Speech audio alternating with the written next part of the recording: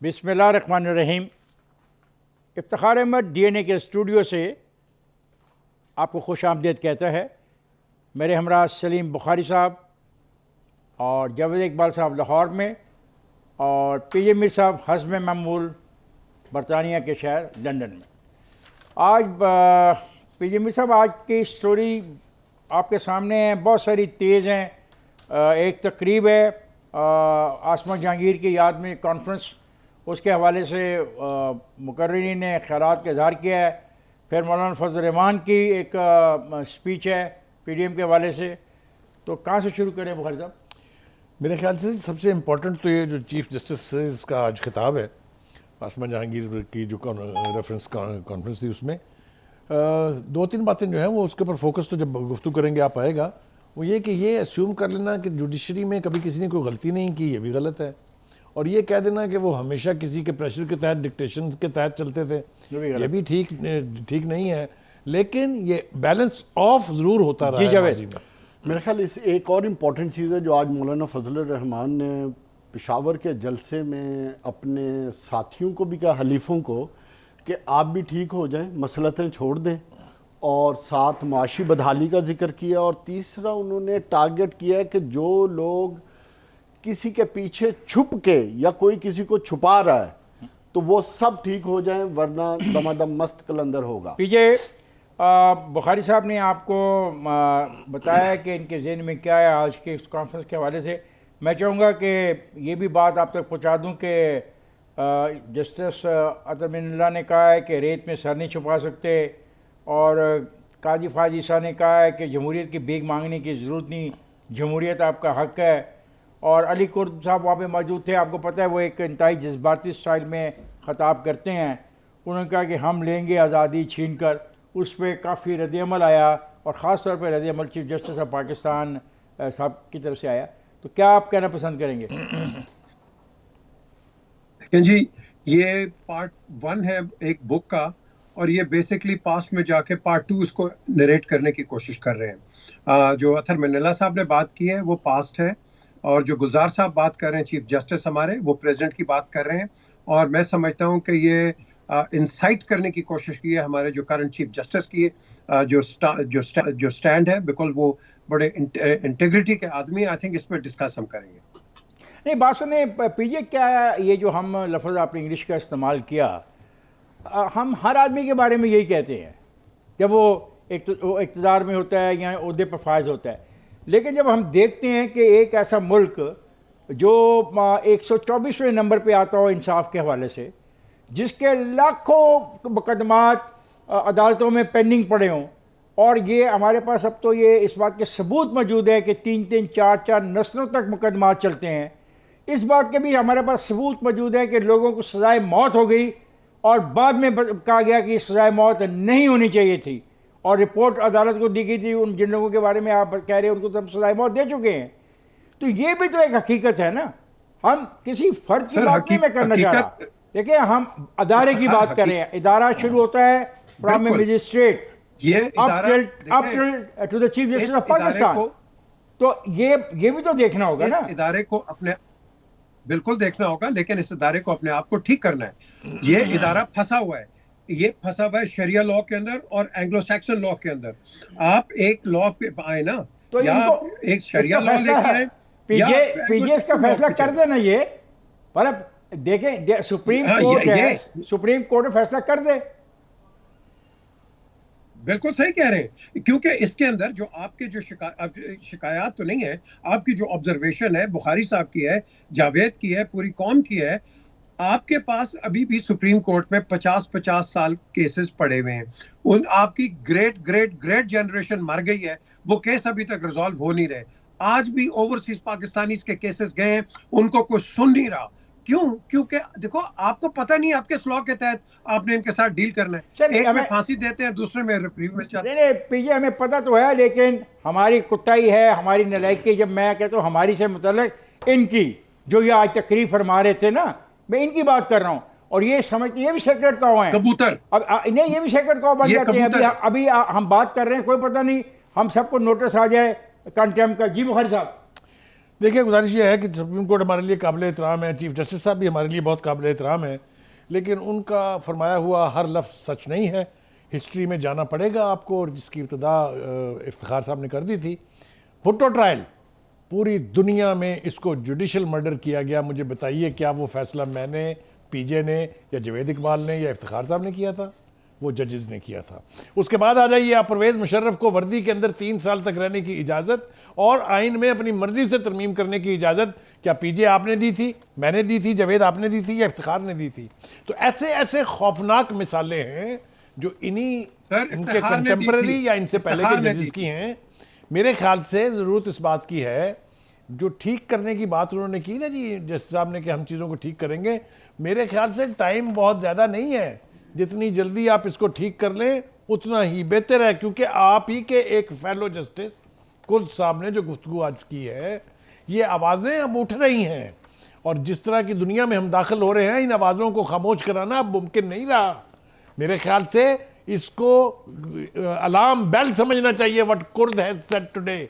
और दूसरी बात यह है कि जो जजमेंट्स आ रही हैं, जो जजमेंट्स हुई हैं, एक किसी केस में कोई सबूत नहीं था, 10-10 वॉल्यूम्स की GITs बनी, साबित कुछ नहीं हुआ, निकाला हुकामा पे, ये फैसले मैंने किए। ये जवेद, देखें, ये जो अदारे हैं ना हमारे, जिसकी तरफ आज बड़ी जज्बाती तकरीरें हुई हैं और एक ने बढ़ के एक तकरीरें की हैं, अच्छी बात है, तकरीरें करनी चाहिए, लेकिन असल चीज़ है कि इन अदारों को, जिस अदारे की हम आज बात कर रहे हैं, हमें अपने आप को पहले देखना है, हमने अपने फैसलों को रिव्यू करना है, हमने आने वाले वक्त के लिए ये बताना है कि हमने ये फैसले किए थे जिनकी तरफ आज बुखारी को रेफरेंस दे रहे हैं। ये इंपॉर्टेंट चीज़ है। दूसरा रेफरेंस नहीं दे रहे, ये अतर मिन्ना ने कहा है कि एक मुंतखब वज़ीर-ए-आज़म को दबाव में आकर फांसी की सजा सुनाना अदारे के लिए बाइस शर्मिंदगी है। ये अदारा किसका है? ये अदारा उसी का है जो आज तकरीरें कर रहे थे। ये वही लोग हैं जो इस अदारे को रन कर रहे हैं। अगर ये इस अदारे को अच्छे, एहसन और इंसाफ के तकाजों के ऊपर चला रहे होते तो यकीन करें, ना आज जमहूरियत का ये हाल होता, ना अवाम की ये बदहाली होती, और ना ही हमारे सिस्टम कोलैप्स करते, और ना ही कोई जज उठ के रिटायरमेंट के बाद एक रेफरेंस के तौर पे खड़ा हो जाता। प्रॉब्लम क्या है कि जिसकी तरफ हमने इशारा किया है वो है कि हर अदारे को अपना एहतसाब खुद करना है और उससे लर्न करना है कि आने वाली जनरेशन के लिए हम क्या अच्छी चीजें छोड़ के जा रहे हैं। सिर्फ तकरीर करने से, क्रिटिसाइज करने से या ऊंची आवाज से बोलने से ना अदारा तरक्की करेगा, ना मुल्क तरक्की करेगा, ना ये कौम तरक्की करेगा। खान साहब, आपने ना अपने रोब में मेरी जबान बंद कर दी, क्योंकि बॉल आपने फौरन फेंक दिया पीजे के पास। मिसालें अगर देने, एक जुमला, एक अगर आप मुझे बोलने देते तो पूरा 1 घंटा में आपको वो केसेस बता सकता हूं जो इस जुडिशरी ने, इससे पहले की जुडिशरी ने, उससे पहले की जुडिशरी ने। रेमंड डेविस को आपने छोड़ा था? नहीं, मैंने नहीं छोड़ा। वो कहते हैं कि वो क्या होते हैं, हुसैन हकानी को किसने जाने दिया? हवाला ठीक है कि रेमंड डेविस को छोड़ने के लिए हमने एक ऐसे कानून का सहारा लिया जिसमें कसास था। देखें, ये जो डायलेमा है हमारा कि इस मुल्क में 3 पैरेलल लॉज चल रहे हैं, यहाँ इस्लामिक लॉज भी हैं, यहाँ शरीयत लॉज भी हैं, यहाँ एंग्लो सेक्शन भी है, यहाँ निज़ाम। अब जब आप इतने कंफ्यूज मुआशरे में बैठे होंगे जिसमें 3 सिस्टम हो एजुकेशन के, 3 सिस्टम हो इंसाफ के, 3 सिस्टम हो कानून के, कैसे सर्वाइव करेंगे आप? इस निज़ाम को दुरुस्त किसने करना है? आपने और मैंने, जिस मीडिया की तरफ आज वो सियासी बात नहीं कर रहे। हम आज खास तौर पे जिसके हवाले से बात कर रहे हैं, जुडिशरी के हवाले से बात कर रहे हैं, जिन ख्यालात का, और जिम्मेदारी से कर रहे हैं, जिम्मेदारी से कर रहे हैं, बिल्कुल जिम्मेदारी से हम कर रहे हैं। और ये बात बिल्कुल ठीक है कि ये जो अपना लाहौर हाई कोर्ट के जज है, अपना चीफ जस्टिस मोहम्मद अमीर भट्टी साहब, उन्होंने कहा कि अदलिया की अहम जिम्मेदारी है कि वो अहम पिलर होने के नाते आइन की हिफाजत करे और आवाम की गार्डियन बने। अब जब आवाम की गार्डियन बनने का वो दावा करते हैं तो फिर मेरी तो आप ये देखें, सीजे इस्लामाबाद हाई कोर्ट ने क्या कहा? उसने कहा गलतियां हमसे हुई हैं, हम उन्हें ठीक करेंगे। जी पीए, मैं जा रहा हूं ब्रेक पे। डू यू वांट टू से फ्यू वर्ड्स? इफ्तिखार, बात आती है आपके पास जस्टिस कॉर्नेलियस आए, आपके पास जस्टिस अब्दुल रशीद आए, करमलाई चौहान आए, भगवान दास आए, सुने, और उसके बाद जस्टिस याकूब अली आए, दुराब पटेल आए, है कि पारसी बड़े आए, बहुत बड़े वो लोग आए who couldn't care whether they sit on the chair or not. ये बिल्कुल सही कहा आपने। अब ये जो चीज है ये आज क्यों नहीं है, ओवर द लास्ट 20-25 years ये क्यों नहीं है? इसलिए है because everybody is worried about their own chair, जी, PJ. Everybody is worried about their own pensions. Can I इस चीज गो को ऑन अ आपने break? PJ can I go on a break? Yes please do, then we continue. Khawaja Sure, मैं जानूँ please break पर, जब break से वापस आऊँगा तो यही मामला ज़ेर बहस आएगा कि जो जज साहिबान ने अपने ख़ताब में कहा और कुर्द ने जो कहा और कुर्द के कहने के बाद जो एक माहौल वहाँ पे पैदा हुआ, वो हमारा आज का सब्जेक्ट है। जाएगा नहीं, हमारे साथ रहेगा।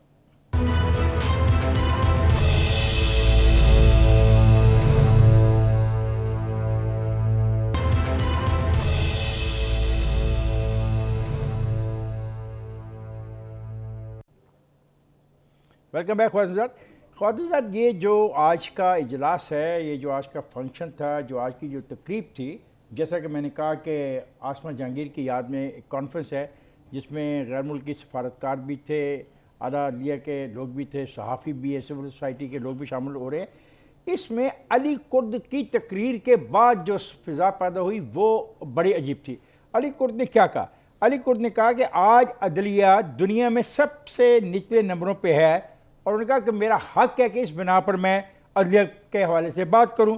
उन्होंने ये भी इल्ज़ाम लगाया कि अदलिया तक़सीम है और उन्होंने कहा कि बलूचिस्तान में तो ये हालात है कि लोगों को गायब कर दिया जाता है और अदलिया कुछ नहीं कर सकती। यहाँ से वो सारा मामला शुरू हुआ जिस पे फिर एहसन भवन जो अब सुप्रीम कोर्ट बार एसोसिएशन के सदर हैं, उन्होंने कहा कि अली कुर्द साहब को नहीं ऐसी तकरीर करनी चाहिए थी, ये कोई जलसा आम नहीं है, वो सिर्फ उनको इंसानी मामलात पर उस पर सिफारिशात पेश करनी चाहिए थी।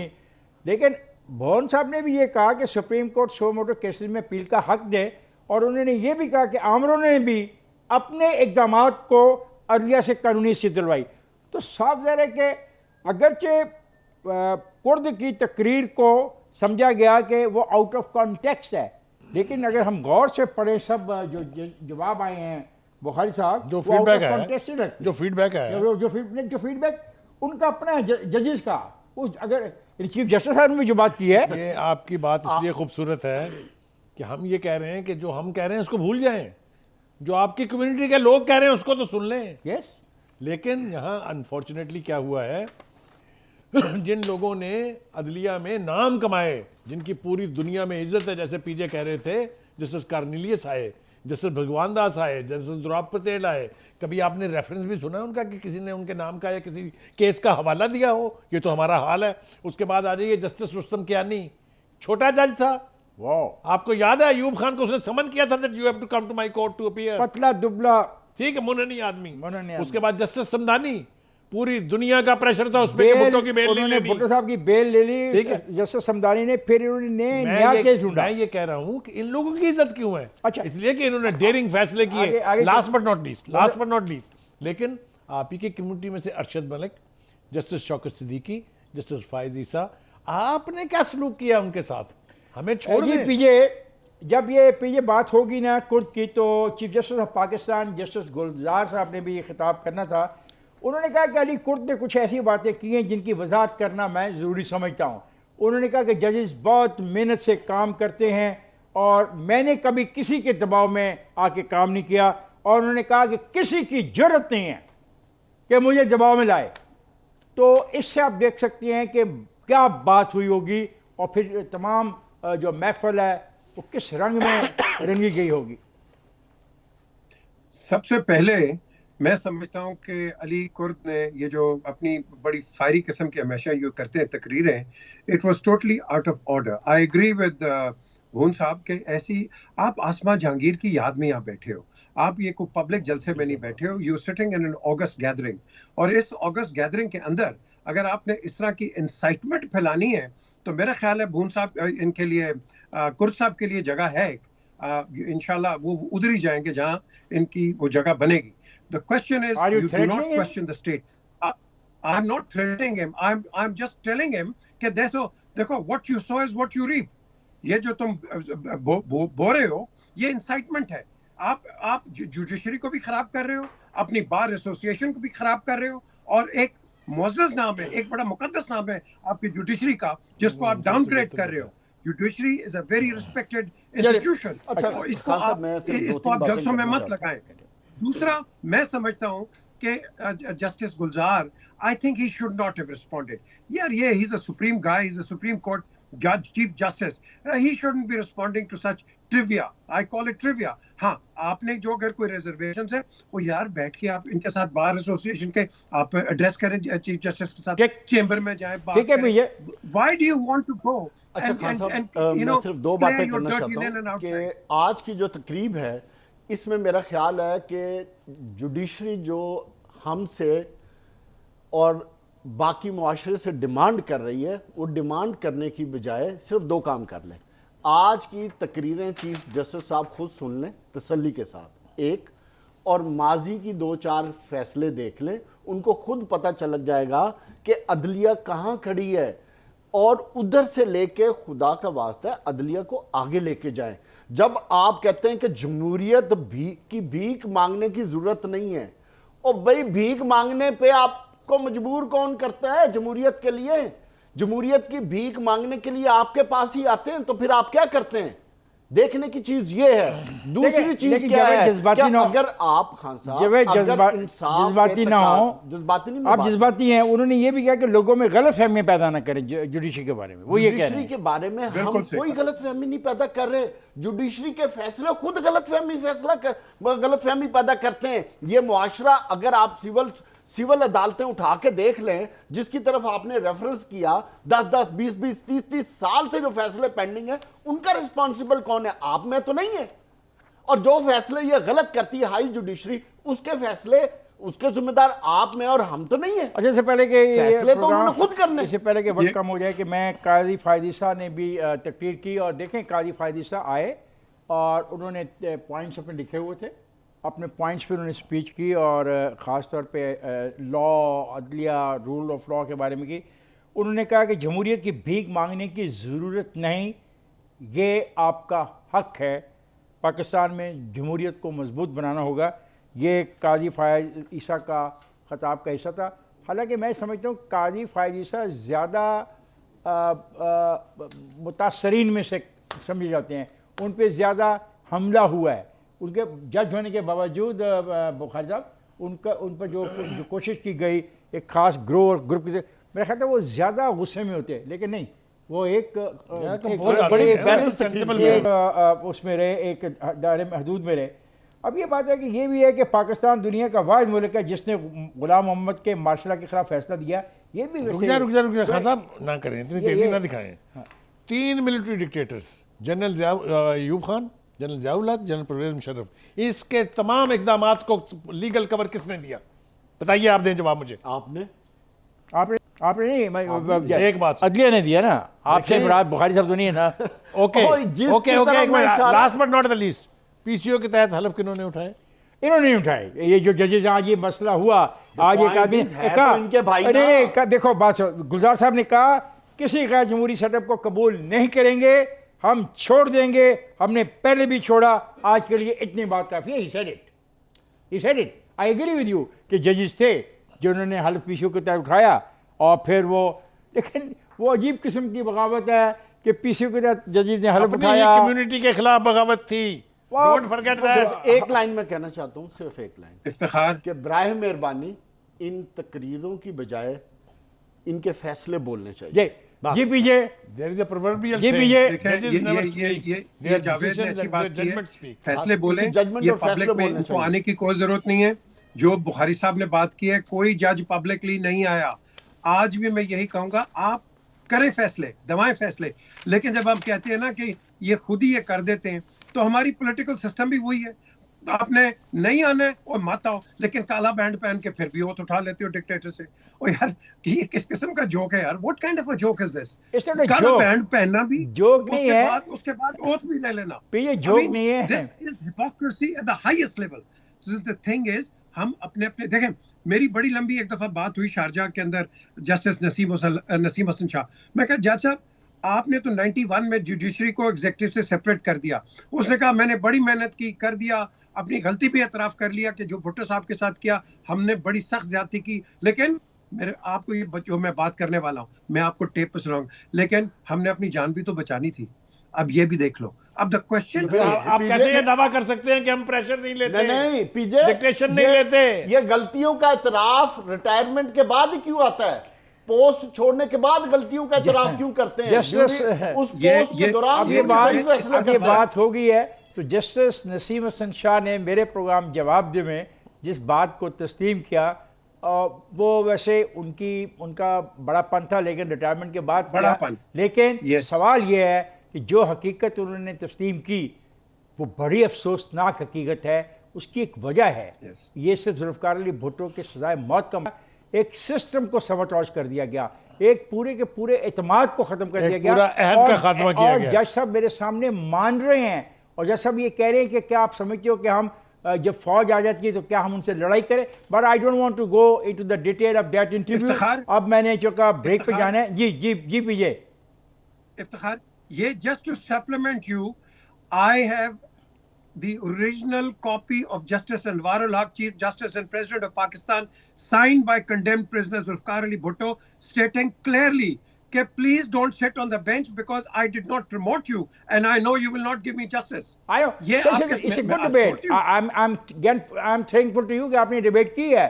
ये बात तो शुरू के मुकदमे के पहले हिस्से में आ गई थी कि भाई किसको chief justice Punjab high court बनाया गया और उनको नहीं बनाया गया और उन्हें केस सुना। बहरहाल अब हम इस सेगमेंट को ख़त्म कर रहे हैं with this one sentence of chief justice Islamabad high court, रेत में सर नहीं छुपा सकते, गलतियाँ तस्लीम करनी चाहिए। फ़ाज़िल हज़रात, मैं जा रहा हूँ ब्रेक पर, जाएगा नहीं, मेरे साथ रहेगा।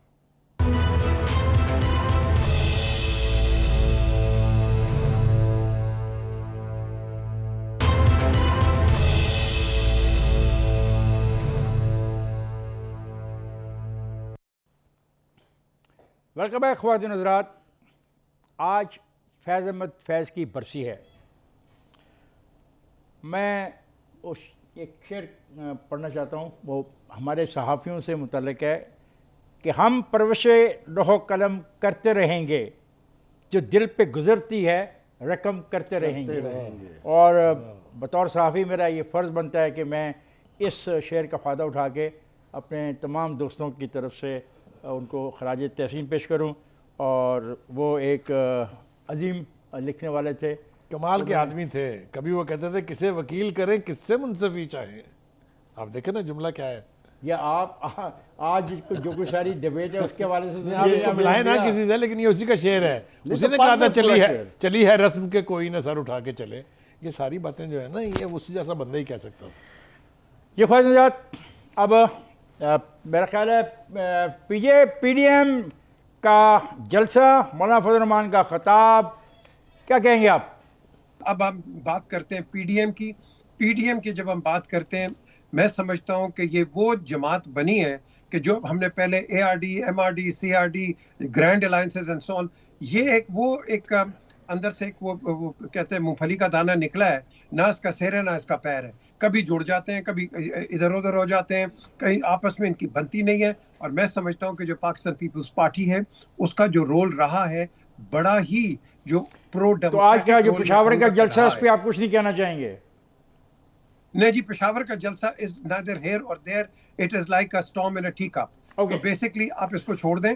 आपने बात करनी है in the longer run, in the longer interest of the state of Pakistan. अच्छा, ये सो दिस जलसा डजंट रियली मैटर। ओके जी बुखारी साहब, देखिए खासा कि कोई जलसे बलसे मैटर नहीं करते। गुजारिश ये है कि देखिए हम रिस्पेक्ट करते हैं पीजे का जो पॉइंट ऑफ व्यू है, लेकिन जब इस किस्म के जलसे होने लगते हैं और वहाँ इस किस्म की गुफ्तगू होने लगती है, तो इसका मतलब एक जो मेरे जैसे जाहिल आदमी को समझ आता है वो ये कि all is not well in the state of Denmark and all is really not well in the state of Denmark. मैं आपको मिसालें पेश कर सकता हूँ, बेपनाह मिसालें दी जा सकती हैं। मेरा ख्याल ये है कि बसात को अगर बचाना है, अगर रूल ऑफ लॉ को परवेल कराना है इस मुल्क में, तो बहुत सारी चीज़ें ऐसी हैं जिनकी रोकथाम ज़रूरी है और बहुत सारी चीज़ें ऐसी हैं जिसकी इजाज़त होनी चाहिए। देखिए इस मुल्क में जहाँ हमने 2 मरतबा ऑपरेशन लॉन्च किया टेररिस्ट के ख़िलाफ़, चाहे वो रद्दुल फसाद था, चाहे वो ज़रब अज़म था। आज यहाँ पर तासुर ये है कि हुकूमत वक्त टेररिस्टों के साथ मुज़ाकरात करके उनकी टर्म्स एंड कंडीशंस पर उनके साथ सुलह कर रही है। ये मैं नहीं कह रहा हूँ, आप हालात देख लीजिए। वो लोग जिन्होंने हमारे 70,000 लोगों की जानें ली, हमारे 8,000 से ज़्यादा जवानों ने जाम शहादत नोश किया, उनके साथ हम सीक्रेट मुज़ाकरात इसका कर क्या रहे हैं। तल्लक है ये मैं आ रहा हूँ, मैं इसलिए कह रहा हूँ कि जब हालात ये हो जाएंगे तो फिर सियासत भी वो रुख इख्तियार करती है जो जमहूरी नहीं होता। हमें उस तरफ धकेला जा रहा है, चाहे वो सियासी जमातें धकेल रही हैं, चाहे वो इस्टेब्लिशमेंट धकेल रही है, चाहे वो अदलिया धकेल रही है। खुदा के लिए ये वक्त है कि आंखें खोलें, हर पाकिस्तानी अपनी अपनी जिम्मेदारी का एहसास करे और इस सूरत हाल को बदतर होने से बचाए।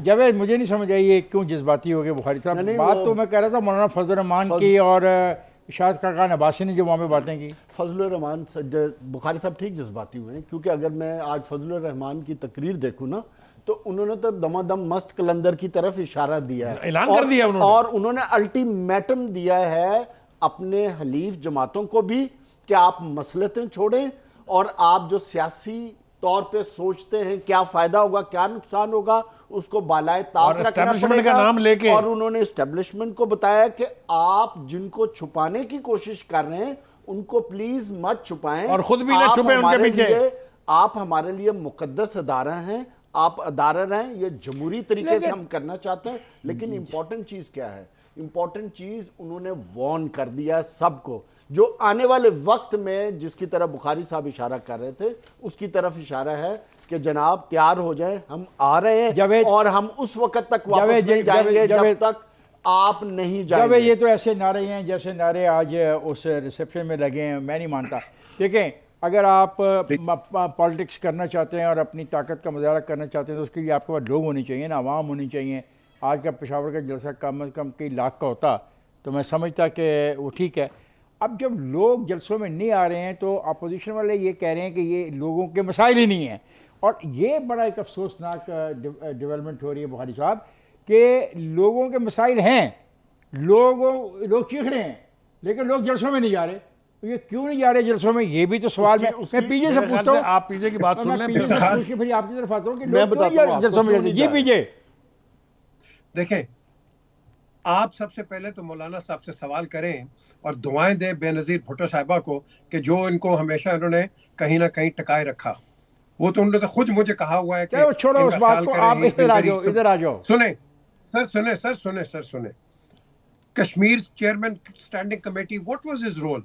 ये तो खुद बैन हो गए थे ब्रसल्स और फ्रांस के अंदर। ये क्या? बिकॉज इन्हीं हरकतों से ये जो आज आप देख रहे हैं, इसी वजह से इनको यूरोप में इनको बैन किया। ये मसला ज़ेरे बहस नहीं है। बैन तो यूरोप में बहुत सारे लोगों के लिए, ये इशू नहीं है। My question is very simple कि लोग जलसों में क्यों नहीं आ रहे? आप बतौर एक माहिर के क्या समझती हो, क्या वजह? इसलिए नहीं आ रहे क्योंकि लोग इनसे मायूस हैं। इनको खुद इलेक्ट नहीं किया असेंबली के अंदर। क्या ये क्या आपके सामने से बड़ी क्या वक्त से मायूस है यार? पीजे वो सबसे महंगाई इन्होंने की है, एक आदमी की बात कर रहे हैं। कीमतें इन्होंने बढ़ाई है। मैं बताता हूँ आपको, एक सेकंड। पीजे मेरी बात सुनो। देखें, जब हम एक आदमी की बात कर रहे हैं, let's talk about him. The thing is, people are disappointed in him and others as well. He is not one बिल्कुल I agree, man. भाई साहब। He represent the PDM. वो एक फर्द नहीं है, वो पाकिस्तान डेमोक्रेटिक जो मूवमेंट है उसको उसकी नुमाइंदगी कर रहा है। नुमाइंदगी मैं उसकी सिफारिश बात कर रहा है। कर रहा हूँ। सर, बात उसका सुने। सरबराह है, मैं उसकी बात कर रहा हूँ। He's the मैं Pied उसके Piper. जलसे की बात कर He's रहा the हूँ। Pied Piper. ये मुझे तो बड़ा गलत कर सवाल, रही है, जो गलत करे, मेरे सवाल का जवाब मुझे नहीं मिल रहा। मैं ब्रेक पे जाऊंगा और फिर आके दोबारा इसको यहीं से शुरू करूंगा। ख्वातिनजात, मैं जा रहा हूँ ब्रेक पर, जाएगा नहीं, हमारे साथ रहिएगा।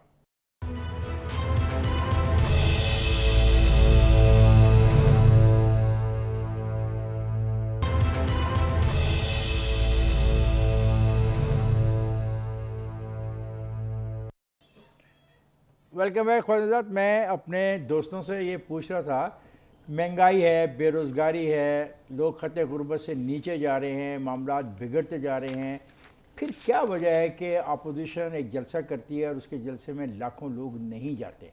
तो मेरे एक दोस्त का कहना है पीजे का कि शायद वो एक शख्स को पसंद नहीं करते। मैं शख्स की बात नहीं कर रहा, मैं एक ऐसे इत्तेहाद की बात कर रहा हूँ जो हुकूमत के ख़िलाफ़ बना है और उसमें बहुत सारी सियासी जमातें शामिल हैं। तो आप बुखारी साहब क्या कहेंगे? जी, मैं तो दो तीन बातें जो है ना, देखें जो भी मौलाना फजल रहमान साहब कह रहे हैं या जो तकारीर वहाँ हुई हैं, आप उनको नॉन सीरियस नहीं ले सकते, आप उनको शट अप कॉल नहीं देख सकते। आपका और मेरा काम नहीं है मीडिया में बैठ के to tell them to shut up. No, वो क्या कह रहे हैं? वो कह रहे हैं जनाब हमारे पास ऐसी शवाहद मौजूद हैं कि लोगों को टेलीफोन किए गए कि आप इजलास में ना जाएं, कुछ लोगों को टेलीफोन किए गए कि आप ज़रूर जाएं, जो हुकूमत के वो थे। किसने किए? ये सब कुछ हमारे लिए कोई नया नहीं है, ये बिल्कुल नया नहीं है। आप देखें ना, 3 दिन पहले 40 बंदे गैर हाजिर थे PTI के जो मेंबर पार्लियामेंट हैं उस डिनर से जो इमरान खान साहब ने होस्ट किया था। क्या आपको भूल गया संजरानी साहब का जो इलेक्शन हुआ था एज चेयरमैन सेनेट? 55 लोग डिनर पे आते हैं और अगले दिन 40 रह जाते हैं। भाई खुदा के वास्ते। आप ये कहना चाह रहे हो कि फजल रहमान ठीक कहता है कि जो गुज़श्ता रोज़ हुई है अपना कानून साजी, वो इस्टेब्लिशमेंट की बना पे हुई है? मैं ये ना भी कहूँ अगर कि ये ठीक है, तो मौलाना जो कुछ कह रहा है इसको प्रूव तो किया जाना चाहिए ना, इसके ऊपर बात तो होनी चाहिए ना। लेकिन सर आपके बंदे नहीं आए। मैं सेनेट में, मैं तो कल फिर मुझे गुस्सा आ जाएगा। सेनेट आपका वो में गुस्सा बिल्कुल बजा है। मैं सेनेट में लोग नहीं आए तो मैंने कहा आपका जो क्वेश्चन था ना, उसका जवाब भी यही है। प्रॉब्लम क्या है कि अवामी बदहाली, माशी बदहाली है, इसमें कोई दूसरी राय नहीं। हुकूमत ने IMF के हवाले आपकी इकोनॉमी को आउटसोर्स कर दिया है, इसमें भी कोई दो राय नहीं है। अवाम पिट रहे हैं, लेकिन प्रॉब्लम क्या है कि हमारी अपोजिशन सीरियस नहीं है।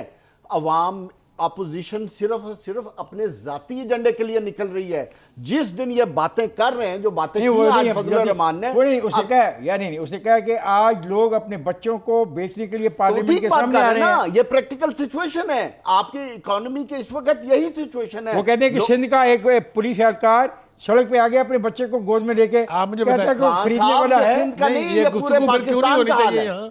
होनी चाहिए ना। तो मैंने कब मना किया आप ना करें? मैं वैसे कह रहा हूँ मैं कह रहा हूँ कि इसके पीछे लोग क्यों नहीं आ रहे? मेरा तो लोग कुछ और है। इसलिए नहीं आ रहे, लोगों को अब इस सिस्टम पे एतबार नहीं होता, खत्म होता जा रहा है, जिसकी तरफ मैं आपको बार बार कई दफा पिछले प्रोग्रामों में कह चुका है। हमारे सियासतदानों सिस्टम चेंज कर दें? नहीं, सिस्टम चेंज मत करें, ये बेहतरीन सिस्टम है, बट जो लोग इस सिस्टम में मौजूद हैं उनको तब्दील करने का वक्त आ गया। नहीं, लेकिन जो सिस्टम में मौजूद है उसके बारे में तो मौलाना फजल रहमान कहते हैं वो लाए गए हैं, और जो जिनके बारे में मौलाना इशारा देते हैं लाए गए हैं, उनके बारे में मौलाना कहते हैं हम फौज को बतौर अदारा एहतराम देना चाहते हैं, हम फौज को बतौर अदारा गैर जानबदार देखना चाहते हैं। मुझे समझ नहीं आती कौन क्या कह रहे हैं। पीछे मौलाना साहब ये कहा कि, मेरी बात सुन लीजिए मौलाना साहब की। मौलाना साहब ने कहा कि एक फौजी को फौजी अदालत ने सजाए मौत दी, पाकिस्तान का दुश्मन है, पाकिस्तानियों का कातिल है, पाकिस्तानी फौजियों का कातिल है। आज उसके लिए असेंबली में कानून साजी करके ये हक दिया जा रहा है कि वो अदालतों से रजू करे। तो ये मौलाना फजल रहमान ने कहा, क्या आप इससे भी इत्तेफाक करते हैं या इससे भी डिसएग्री करते हैं? देखें, ये बड़ा सेंसिटिव आपने सवाल किया है। हमारे भी बड़े बड़े पकड़े हुए आप कह लो कि एस्पिनॉज एजेंट्स दूसरे मुल्कों के अंदर, वो कोई बात नहीं कर रहे। ये अगर इनको पता होगा, ये जावेद को भी, काठमांडू से आपने एक हमारे लेफ्टिनेंट कर्नल उठा के आप इंडिया पे लेके चले गए। ये बड़ी ये तो न्यूज़ बड़ी आई हुई है। द क्वेश्चन इज, इसको बड़ा डेलिकेटली हैंडल करना है। अगर हम फांसी देंगे, अगले हमारों को भी फांसी देंगे। ये नेगोशिएशन होती है एस्पिनॉज की। अगर किसी को इंटेलिजेंस का नहीं पता तो then this is how it is done. बात आती है मौलाना साहब का बिल्कुल अपना एक राय है, जो हमारे फौजियों को इस तरह करता है उसको तो बख्शना नहीं चाहिए, लेकिन आप उन्हीं के साथ नेगोशिएशंस भी कर रहे हैं जो आपके घर में। अपने फौजियों के साथ नेगोशिएशन करना बुरी बात है? सर, अपने फौजियों की मैं बात नहीं कर रहा, मैं बात कर रहा हूँ नेगोशिएशंस आप टेररिस्ट के साथ नहीं कर सकते। हाँ, ये तो ये ठीक है। कैसे ठीक है? ये हुई नहीं, कैसे ठीक है? TLP के साथ क्या हो रहा है? TTP के साथ क्या हो रहा है? मुल्क के अजीम तर मुफाद में फैसला किया गया। अच्छा जी, मुल्क के देखें, बिल्कुल मुल्क के मुफाद की बात सुने। एक मिनट सर, ये PTI हलक खुश्क होते थे इसके, ये क्या क्या कि नवाज शरीफ तेरे मुंह से कभी कलबूसन का नाम नहीं निकला, लेकिन उसने कानून साजी नहीं की उसको बेनिफिट बचाने के लिए। ये हमारा हाल ये है कि हम दुश्मन का एक ऐसा जासूस जिसने पाकिस्तानी सिविलियंस के सर काटे, बमों से उड़ाया, उसके लिए मेरे मुल्क की पार्लियामेंट कर्म शादी नहीं वो मेरा ठीक ख्याल है खान ना, साहब, यानी आप पीजे की आखिरी बात, बात, नो नहीं, नो नहीं, नो, पीजे की मेरे बात सुनो, मैं पीजे ने जो कहा उसको भी सुनो। पीजे कहता है अगर आप उसको फांसी दे दोगे तो फिर ये चल पड़ेगा, कुछ और लोगों को फांसी देगी, ये भी तो पीजे कह रहे हैं ना, उसको भी तो सुनो, क्या जवाब है? देखें, गुजारिश ये है, देखें ना तो हिंदुस्तान ने हमारे कहने पर किसी बंदे के साथ रियायत करनी है। मैंने कल भी आपके प्रोग्राम में कहा था कि अफजल गुरु हमने मांगा उनसे, यूनुस भट्ट हमने मांगा उनसे, उनकी फांसियां नाजायज थी, बगैर ट्रायल के जेलों में उनको फांसियां दे दी गई, उन्होंने तो हमारी बात नहीं सुनी, तो हमारे मामे लगते हैं वो कहते हैं इंटरनेशनल कोर्ट में दबाव हमारे पे। कौन सा इंटरनेशनल? मैंने पहले कल भी कहा था, फिर कह रहा हूं, सर वियना कन्वेंशन है, sir international Vienna court of convention. Justice is an obligatory court, not जी, मैंडेटरी। जी जावेद, मैं तो इसमें इतनी ही बात करूंगा। देखें, इस मामले में बड़ी सिंपल सी बात है, अगर हमारे पे कोई लीगल ऑब्लिगेशन है इस बंदे को एग्जीक्यूट करने के लिए तो हमें उसकी तरफ जाना चाहिए, लेकिन इसके साथ साथ हमें यह ना चाहिए कि ये वही आदमी है जिसने हमारे मुल्क में लोगों को शहीद करवाया, टेररिस्ट एक्टिविटीज में इन्वॉल्व जो है। सीपैक को तबाह करने लेकिन आया था। एक बात मैं आखिरी बात करके खत्म करता हूं। जल्दी देखिए, कीजिए, मुझे भी प्रोग्राम खत्म मौलाना करना है। फजलुर रहमान की आज की जो जलसे की बातें हैं, इसको आप प्लीज आप ना इग्नोर करें। आने वाले वक्त के लिए ये दमादम मस्त कलंदर है। अगर अपोजिशन सीरियस ना हुई तो आने वाले वक्त में ये अपोजिशन भी खत्म हो जाएगी। ख़ुद ये सर, मौलाना फजल बात- रहमान ने जो महंगाई मार्च से ख़िताब किया है पेशावर में, उसमें उन्होंने ये भी कहा है कि ये जो खैबर पख्तूनख्वा के लोग हैं जिन्होंने वोट दिया पीटीआई को, उन्होंने इस उम्मीद का इजहार किया है कि वो अल्लाह के हजूर तौबा करके माफ़ी मांगेंगे। वैसे होता तो नहीं कि मौलाना साहब के कहने पर वो वोटर जो हैं तौबा करके माफ़ी मांग लें, लेकिन ये बात उनकी इम्पॉर्टेंट है कि वो कह रहे हैं कि हमारे मुल्क को बैरूनी लोगों के हाथ कर्ज वो कर दिया जा रहा है, मकरूज़ करवाया जा रहा है, उनके ज़रिए उनके हवाले किया जा रहा है, उनसे पैसे लिए जा रहे हैं और वोट चोरी हुए थे, दोबारा चोरी करने का प्रोग्राम बन रहा है।